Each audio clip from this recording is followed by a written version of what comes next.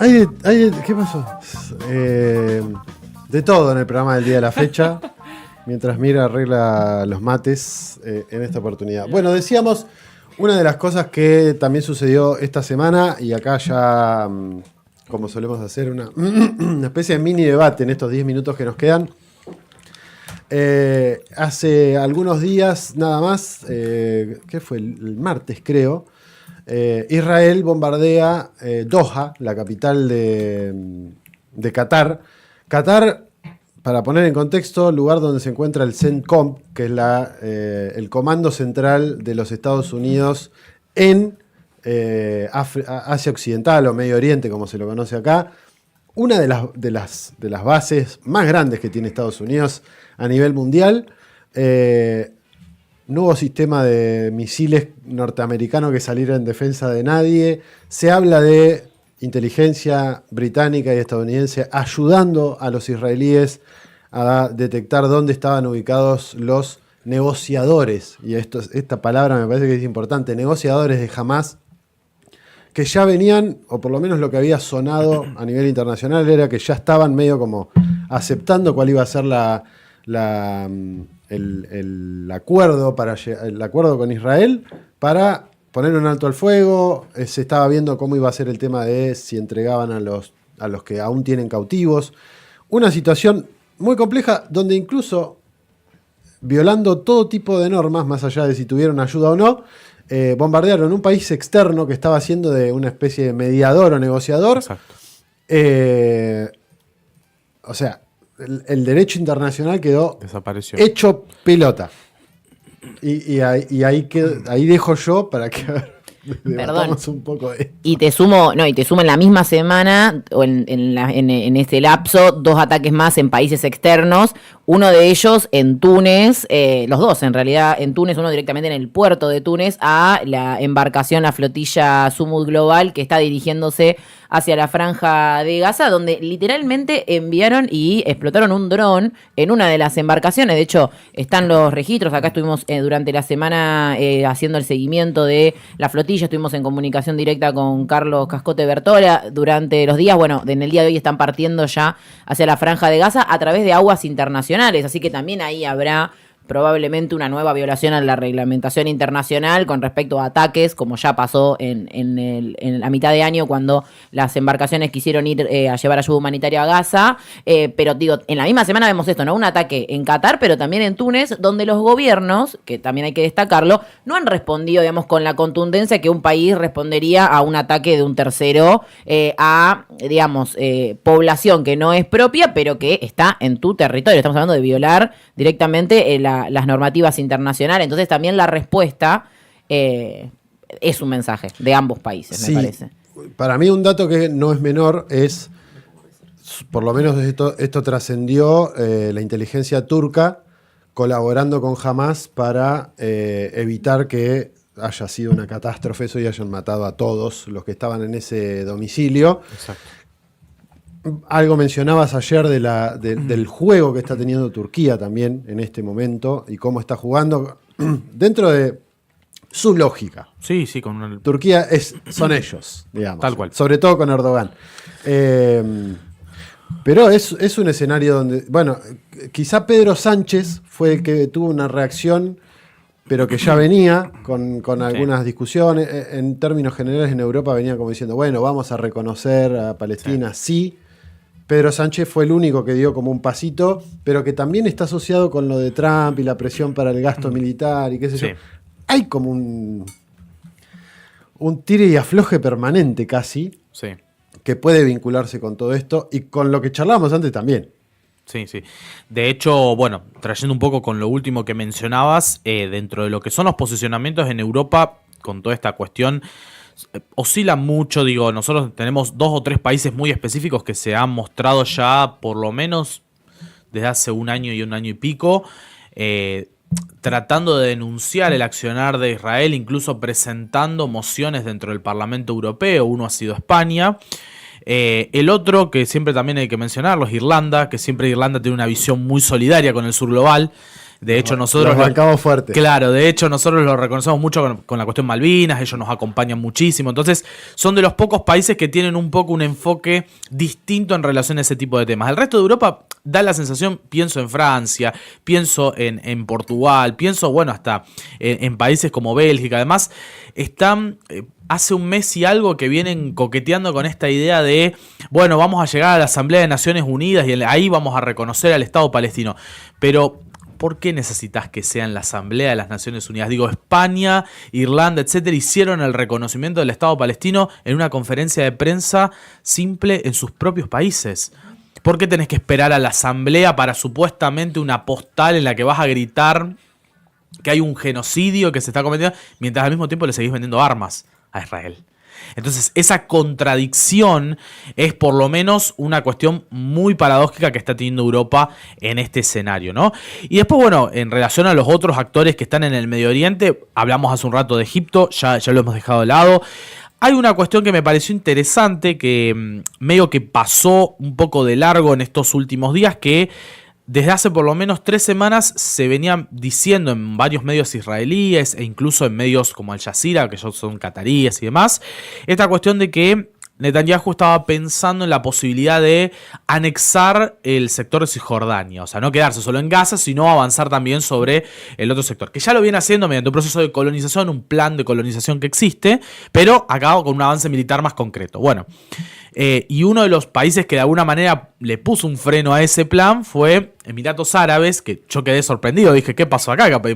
Claro, ¿por qué? Porque Emiratos dijo, evidentemente, esto es como una línea roja, acá es... Ojo, después puede venir un montón de otras cuestiones más si no decimos, bueno, un límite.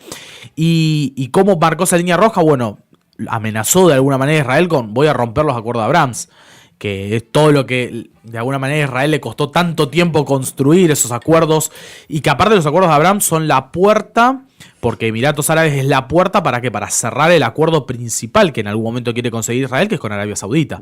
Entonces, si vos dinamitas los acuerdos de Abrams, se te cae cualquier potencial acuerdo con Arabia Saudita. Entonces, bueno, ahí parece que Netanyahu paró un poco la cuestión de Cisjordania. Con Gaza sabemos que sigue todo igual, pero bueno, son estos manejes que se van dando.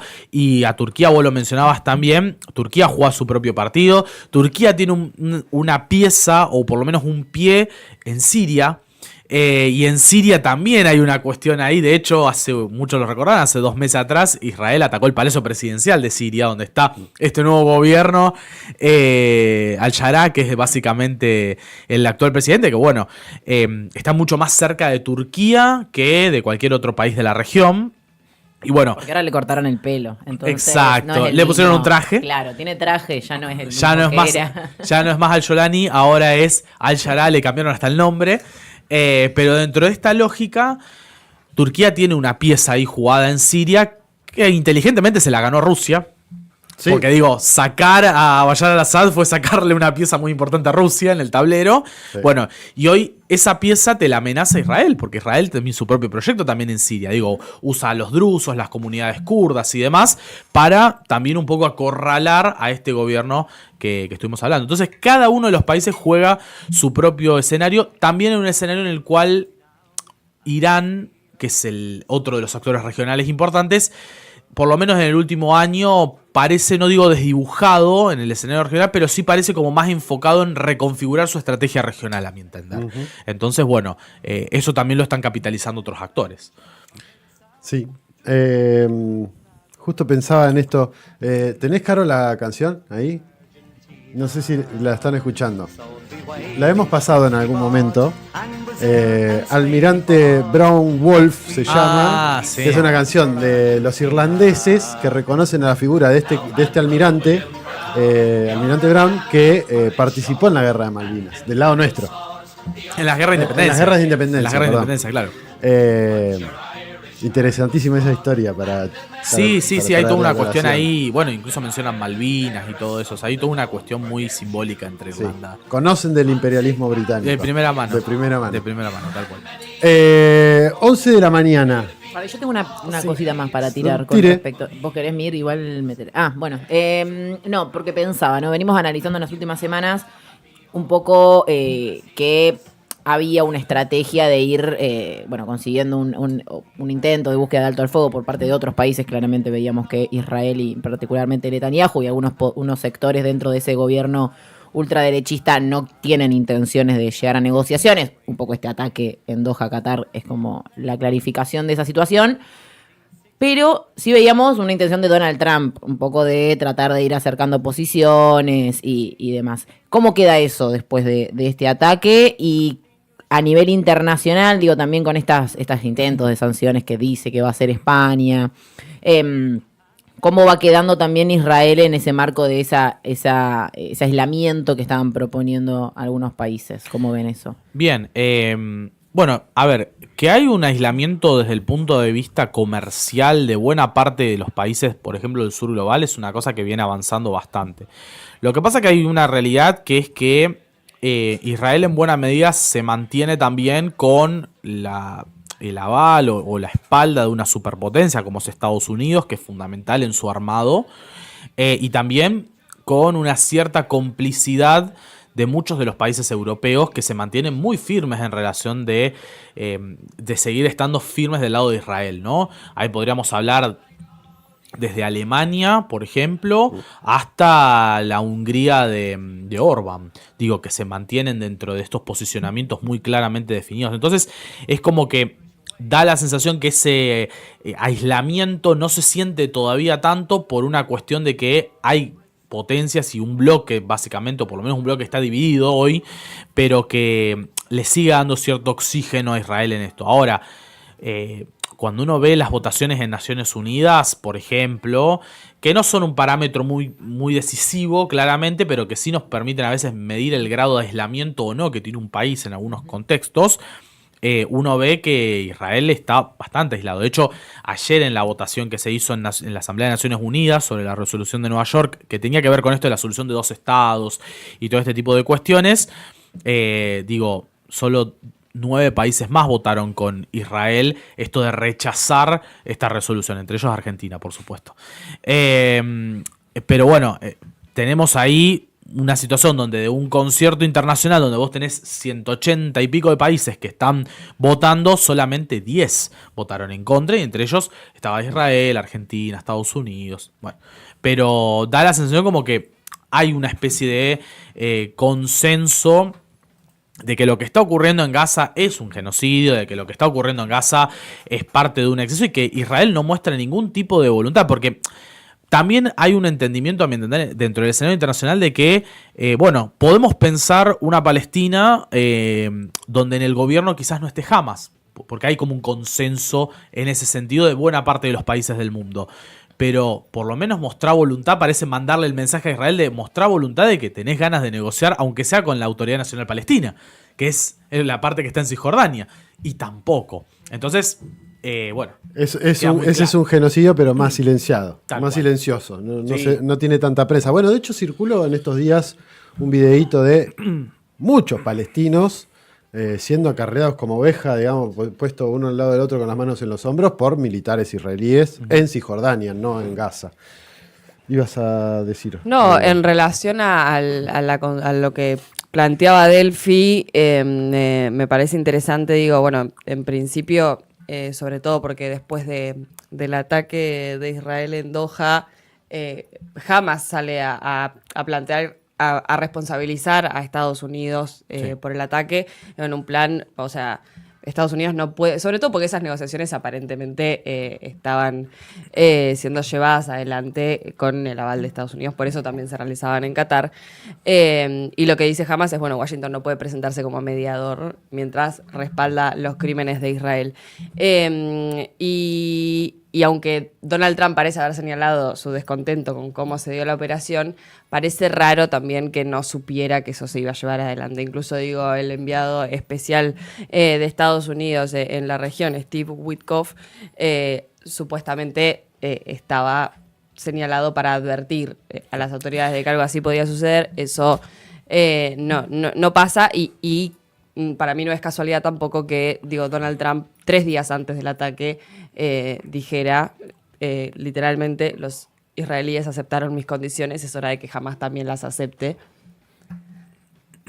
Bueno, a ver, Mis condiciones. en relación a todo esto, me parece que el llamado de Qatar a la comunidad internacional en general a que haya una respuesta conjunta no es menor. Fue una noticia de ayer a la noche o hoy.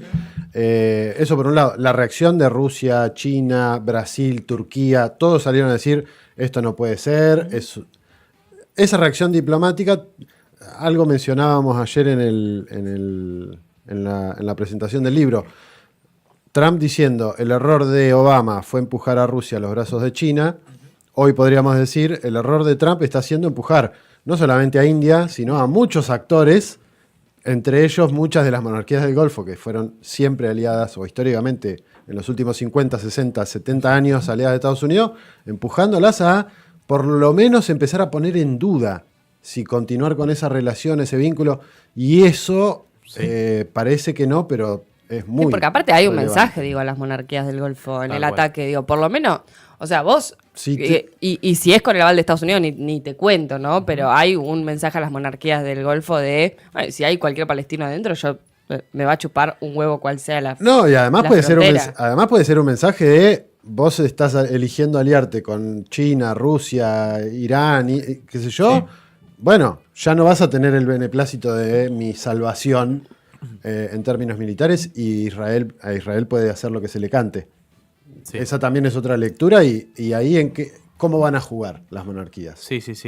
Que aparte las monarquías tienen una situación, siempre digo que mucho más compleja por ahí que la que tiene Turquía. ¿Por qué? Porque yo siempre digo que hay una pieza que Israel tiene, que es que no se puede meter directamente con Turquía. ¿Y por qué? No porque no tenga la capacidad la tiene, pero hay un problema que entramos en el juego de las alianzas, de los entramados, donde si Israel ataca, por ejemplo, por alguna situación a Turquía de manera directa, Turquía es parte de la OTAN. Te invoca el artículo 5 de la OTAN y te deja a la OTAN en jaque. Porque ¿qué hace la OTAN? ¿Va a atacar a Israel? ¿O va a dejar a Turquía y que la OTAN se desarme por completo porque no puede garantizar la defensa de un miembro de la OTAN? Entonces, hasta Erdogan piensa ese tipo de cosas y ahí vos ves que los países árabes no tienen esa carta. Sí. Y ahí es donde se dan este tipo de situaciones. Sí, además, lo cual da cuenta que Erdogan es un bicho político Sí, es un animal. que podemos criticarlo, nos puede gustar más, menos, pero que sabe cómo Sí. manejar los hilos del poder. Eso, y no solamente locales, a nivel internacional también. Sí. Pero bueno, nos pasamos un cachitito, merecía la pena el abordaje del tema y extendernos un poquitito en el tiempo, más allá de que More hace 5 minutos que está haciendo esta seña de que redondeemos. Bueno, Puede redondear la editorial capaz ahora. llegó el momento. Tanda y a la vuelta seguimos con la segunda hora de programa. Desde Tolosa, en Comunidad Ferroviaria, Cavamos trinchera para dar a conocer